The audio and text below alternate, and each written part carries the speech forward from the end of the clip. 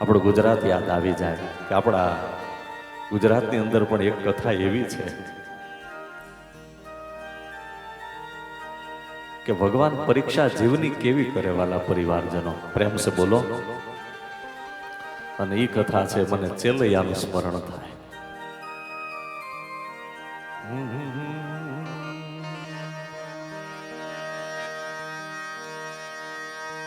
આપણે સૌ જાણીએ છીએ આ કથા કે ચેલૈયો જ્યારે ભણવાને માટે ગયેલો પણ શેઠ સગાવસા અને ચંગાવતી રાણી એક જીવનનો નિયમ એક જ રાખેલો, કોઈ સાધુ સંત કોઈ બ્રાહ્મણને જમાડીને પછી જમવું. વરસાદની હેલી લાગેલી, એટલો બધો વરસાદ પડે અને આ સમયે કોણ આવે? રાહ જોવે છે કોઈ સાધુ કોઈ આવી જાય ને તો એને જમાડીને પછી જમીએ. 2 દિવસ થયા, 3 દિવસ થયા, આપણો ઇતિહાસ બોલે છે હો. અને અંતે બંને માણસ ભેગા મળી અને સાધુની શોધમાં નીકળ્યા છે. અને ભગવાનને થયું કે પરીક્ષા કરવાનો આ સમય છે. ભક્તિ વધે ને પરીક્ષા વધે. અને એ કંદરાની અંદર ભગવાન સાધુનો વેશ ધારણ કર્યો, પણ કેવા સાધુ કે પોતાના અંગમાંથી દુર્ગંધ આવે છે, લોહી પરુ નીકળે છે. પણ સાધુ જોયા ને એટલે શેઠ સગાવસા ચંગાવતી રાણી પાસે જઈ વંદન કર્યા, પ્રણામ કર્યા, આમંત્રણ આપે છે કે મહારાજ અમારા ઘર મંદિરમાં તમે પધારો, અમારું ભોજન સ્વીકારો, કારણ કે અમારો નિયમ છે કે અમે કોઈ સાધુને જમાડીએ પછી અમે જમી આવો, અમારો નિયમ છે. અને ત્યારે સાધુ ભગવાનના વેશમાં આવેલા સાધુ અત્યારે શેઠ સગાવસા અને ચંગાવતીને રાણી કહે છે નીકળી જાઓ તમે અહીંથી, તમે મને નહીં જમાડી શકો. અરે મહારાજ તમે જે કહેશો તે બનાવીને જમાડશું, પણ તમે અમારા ઘરે પધારો. મેં કહ્યું ને તમે નહીં જમાડી શકો. અરે આપ જે કહો તે તમને જમાડીશું, પણ એકવાર તમે પધારો અમારે ત્યાં. હું ચાલી શકતો નથી, મારામાં એટલી કોઈ શક્તિ નથી. અરે અમે તમે તેડી લઈએ, પણ તમે મારા ઘરે આવો, અમારા ઘરનું ભોજન સ્વીકારો. આજે આ 3 દિવસ થયા અમે કઈ ભોજન લીધું નથી, તમે પહેલા જમો ને પછી અમે પ્રસાદ ગ્રહણ કરીશું. સાધુના વેશમાં ભગવાનને તેડીને શેઠ સગાવસા આજે એના ઘરે લઈને આવે બિલખાની અંદર. અને માં ચંગાવતી રાણીએ સુંદર એવી રસોઈ તૈયાર કરી, સુંદર એવું ભોજન તૈયાર કર્યું અને સંતને આમંત્રણ આપ્યું છે કે આવો ભોજન તૈયાર થયું, સ્વીકાર કરો.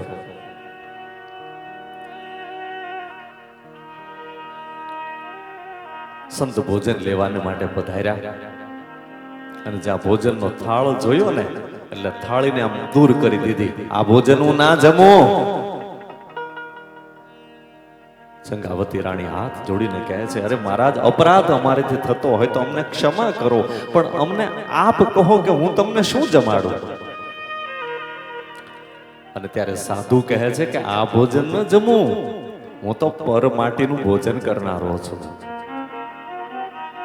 હવે જેને જીવનમાં આવું કાને જેને સાંભળ્યું ન હોય, પણ હવે જો સંત આંગણેથી ભૂખ્યા જાય તોય ધર્મ જાય. અને ત્યારે ઇતિહાસ બતાવે કે બિલખાની બજારમાં તેથી શેઠ સગાવસા પોતાનું મસ્તક ઢાંકી અને જે બજારમાં પર માટી મળતી હતી ને એ પર માટી માટે લેવાને ગયા. કારણ મસ્તક ઢાંક્યું કે કાલ સવારે જો કોઈ જોઈ જશે ને મને બજારમાં તો બધા મારી પર આંગળી ચીંધશે અને કહેશે કે બહુ મોટા ભગત હતા, જુઓ પર માટી ખાવાને માટે આવ્યા છે.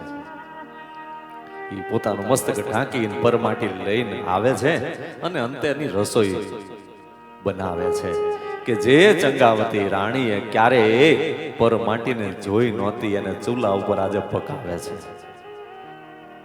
સાધુને જમાડવાને માટે. ભોજન તૈયાર થયું, ભોજન તૈયાર થયું અને કહે છે મહારાજ ભોજન તૈયાર છે, હવે પધારો. સંત આવ્યા છે ભોજન કરવાને માટે, પણ જ્યાં થાળીમાં નજર કરીને થાળીને દૂર કરી, આ ભોજન હું નહીં જમું. અરે મહારાજ હવે શું મારો અપરાધ છે? કે હું પર માટી તો ખાઉં છું, પણ હું કોઈ પશુની માટી ન ખાઉં, હું તો મનુષ્યની માટી ખાનારો છું. હવે પોતાનો જીવ કોણ આપે? અને એ સમયે વાલા પરિવારજનો ઇતિહાસ બતાવે કે પોતાનો દીકરો જે ભણવાને માટે ગયેલો હતો એને યાદ કર્યો. આ બાજુ સમાચાર મળ્યા અને છોકરાઓ દોડતા દોડતા જઈને ત્યાં પહોંચીને ચેલૈયાને કહે છે, ચેલૈયા ભાગી જા, ભાગી જા, તારા માતા પિતા તને મારવાને માટે તૈયાર થયા છે, હમણાં તને ખારણિયાની અંદર તને ખૂંદી નાખશે. અને ત્યારે એ ચેલૈયો બોલ્યો, હે જે ભાગુ તો મારી ભૂમ કાલા જે ભોરિંગ જીલે એ જે ભાગુ તો મારી ભૂમ કાલા જે ભોરિંગ જીલે મેરું સરીખા ડોલવાલા મેરું સરીખા ડોલવાલા આકાશ में पाता मेरा मन जाय मुके सेलयो सतना सुके मेरा मन मादा मुके सेलयो सतना सुके.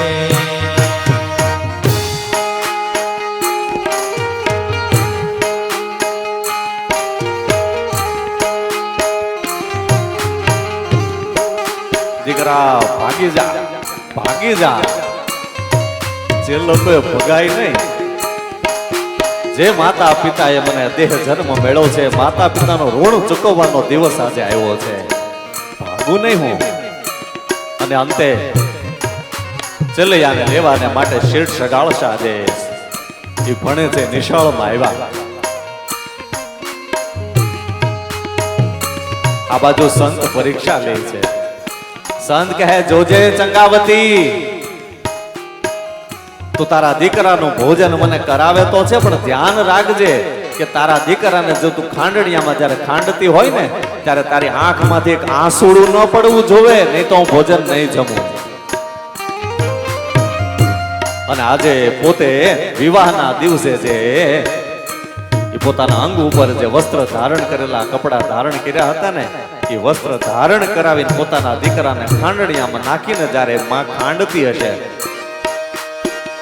हे मारे हालरडे पड़ी हड़ताल कुंवर से लैया रे कुंवर खमा खमा तूने खमा खमा.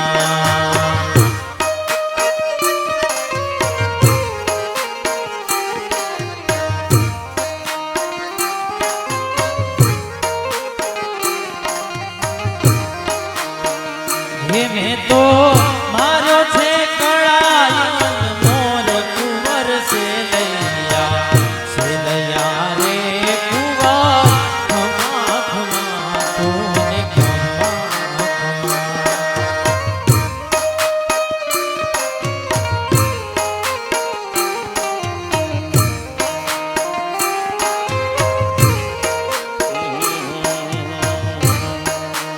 પણ જો નહીં અમે જાણ્યું તું ચેલૈયાને પરણાવીશું. અરે રે એની જોની જાડી જોડશું જા.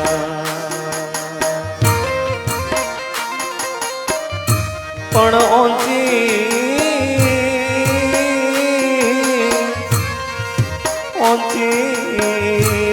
તાના જોને તેડા આવ્યા. અરે રે જોને સ્વર્ગથી ઉતર્યા વિમાન, ये तारा स्वर्ग थी उतरा विमान कुंवर से लैया रे कुंवर खमा खमा तूने. એમાં ખાંડણીયા કૂદે છે. માએ પણ સાધુએ કીધું જોજે તારી આંખમાંથી એક આંસુડું ન પડવું જોઈએ, નહીં તો ભોજન નહીં જમવું. પણ એ સાધુ પોતાના આંગણે આવેલો ધર્મ ન જાય, પાછો સાધુ ન જાય. ખાંડણીએ દીકરાને ખાંડી નાખ્યો, ભોજન તૈયાર કર્યું ને ચૂલે ચડાવ્યો અને પકાયો. વાલા પરિવારજનો,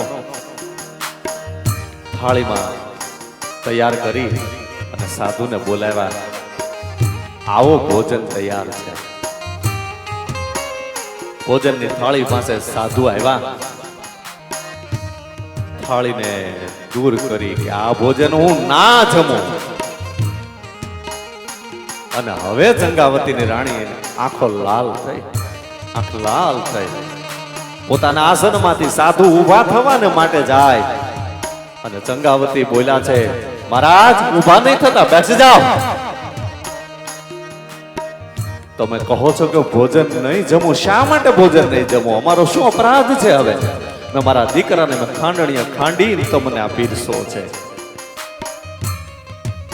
ત્યારે સાધુ બોલે છે કે જેના ઘરે સંતાન ન હોય ને એના ઘરનું ભોજન ન જમવું. અને ઊભા થવાને માટે જ્યારે સંત આસન ઉપરથી ઊભા જવા જાય, સાધુ ઊભા થવા જાય, ચંગાવતી રાણી કે મહારાજ ઊભા રહેજો, ત્યાં ને ત્યાં બેસી જાઓ. તમે એમ કહો છો ને કે જેના ઘરે સંતાન ન હોય ને એના ઘરનું ભોજન ન જમવું? હાથમાં કટાર લીધી અને પોતાના ગર્ભની અંદર જ્યારે મારવાને માટે જાય અને કહે છે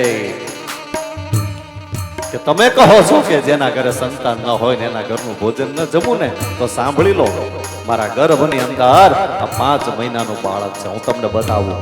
અને પોતાના ગર્ભની અંદર જ્યાં કટાર મારવાને માટે જાય અને હવે ભગવાન ન રહેવાયું, પ્રગટ થયા, હાથ પકડી લીધા અને કહે છે હું તો પરીક્ષા લેવાને માટે આવ્યો હતો, માગી લો, માગી લો, હું રાજી છું, તમારું પસંદ થયો, ભગવાન કહે.